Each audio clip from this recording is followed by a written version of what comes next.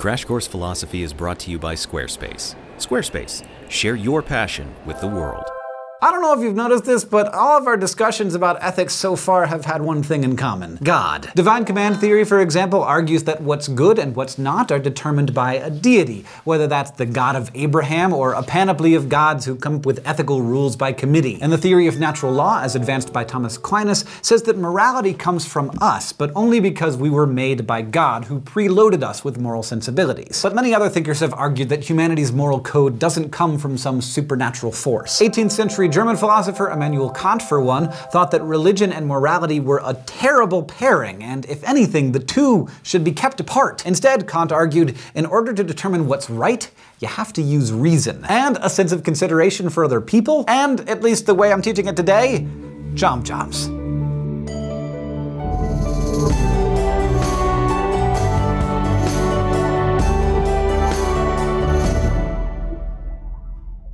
Kant took morality pretty seriously, and he thought we should too, all of us, regardless of our religious beliefs or lack thereof. Because he knew that if we look to religion for our morality, we're not all going to get the same answer. But he thought morality was a constant in an almost mathematical sense. 2 + 2 = 4, whether you're a Christian, Buddhist, or atheist, and for Kant, the same went for moral truths. But he made a distinction between the things we ought to do morally and the things we ought to do for other non-moral reasons. He pointed out that most of the time, whether or not we ought to do something isn't really a moral choice. Instead, it's just contingent on our desires. Like, if your desire is to get money, then you ought to get a job. If your desire is to get an A in class, then you ought to study. Kant called these if-then statements hypothetical imperatives. They're commands that you should follow if you want something. But hypothetical imperatives are about prudence rather than morality. So if you don't want money, you can always choose not to work. And if you don't care about getting a good grade, studying becomes totally optional.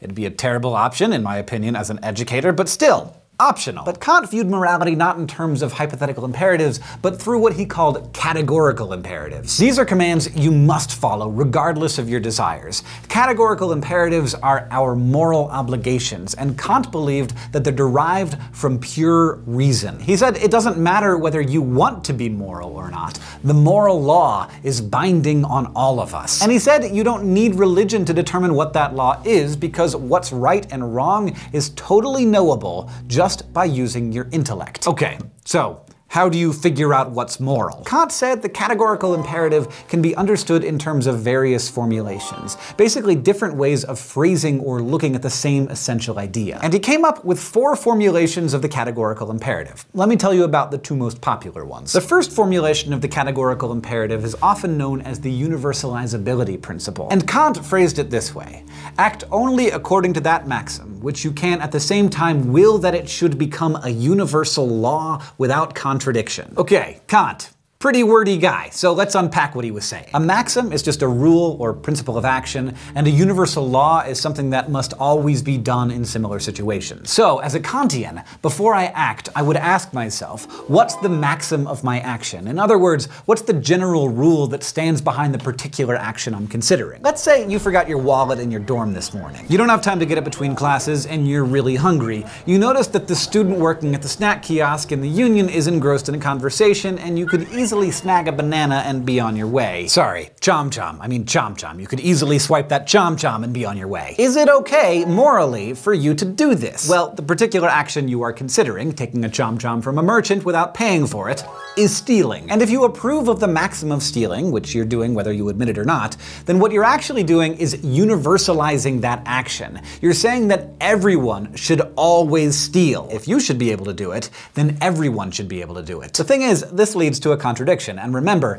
Kant's wording specifically says that moral actions cannot bring about contradictions. The contradiction here is no one would say that everyone should steal all the time. Because if everyone should always steal, then you should steal the chom-chom, and then I should steal it back from you, and then you should steal it back from me, and it would never end, and no one would ever get to eat any chom-chom. Therefore, stealing isn't universalizable. So what Kant's really saying is that it's not fair to make exceptions for yourself. You don't really think stealing is okay, and by imagining imagining what it would be like to universalize it, that becomes clear. Now, Kant's view that moral rules apply to everyone equally sounds nice and fair, but it can sometimes lead to some pretty counterintuitive results. To see how this formulation can go awry, let's visit the thought bubble for some flash philosophy. Let's say one morning Elvira and Tony are having breakfast. Then a stranger comes to the door and asks where Tony is so he can kill him. Obviously, Elvira's impulse is to lie and say that Tony isn't around right now in order to protect him from this would-be murderer. But Kant says she can't lie, not ever, not even to save Tony's life. Here's his reasoning. Suppose she's at the front door talking to the stranger.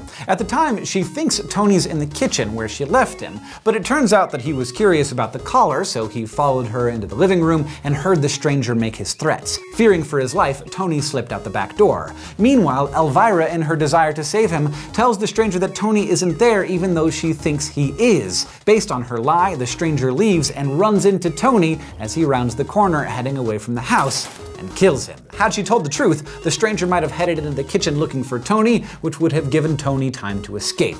But she didn't. Now, by Kant's reasoning, Elvira is responsible for Tony's death because her lie caused it. Had she told the truth, only the murderer would have been responsible for any deaths that might have occurred. Now, she could have refused to answer the stranger altogether or tried to talk him out of it. But the one thing that she's never permitted to do is violate the moral law, even if others are doing so, even for a really good cause. Poor Tony. Very sad. But thanks, Thought Bubble. So the first formulation of the categorical imperative is about the universality of our actions. But the second formulation focuses on how we should treat other people. And it goes this way. Act so that you treat humanity, whether in your own person or in that of another, always as an end and never as a mere means. Again, we have to define some terms here to figure out what this is all about. To use something as a mere means is to use it only for your own benefit with no thought to the interests or benefit of the thing you're using. Now, we use things as mere means all the time. I use this mug to hold my coffee, and if it were to stop benefiting me, like if it got a crack in it and started leaking, I wouldn't use it anymore. It's perfectly fine to use things as mere means, but not humans. This is because we are what Kant called ends in ourselves. We are not mere objects that exist to be used by others. We're our own ends. We're rational and autonomous, and we have the ability to set our own goals and work toward them. Coffee mugs exist for coffee drinkers. Humans exist for themselves. So to treat someone as an end in herself means to recognize the humanity of the person you're encountering, to realize that she has goals, values, and interests of her own, and you must morally keep that in mind in your encounters with her. Now, Kant pointed out that we do use people all the time, and that's okay. Because most of the time we use other people as a means for something, but not as a mere means. We still recognize their humanity when we use them, and they agree to being used. So, for example, you are using me right now to get information about Kantian ethics. I am using Nick and Nicole to help me get that information to you. Kant said that you and I and Nick and Nicole, we all deserve to not be used as mere means because of our autonomy. Unlike other things in the world, we're self-governed. We're able to set our own ends, to make our own free decisions based on our rational wills. We can set goals for ourselves and take steps to realize those goals. This imbues us with an absolute moral worth, Kant said, which means that we shouldn't be manipulated or manipulate other autonomous agents for our own benefit. And this means that things like lying and deception are never okay, because if I'm being deceived, I can't make an autonomous decision about how to act because my decision is based on false information. For instance, I might agree to loan you money so you can buy books for school,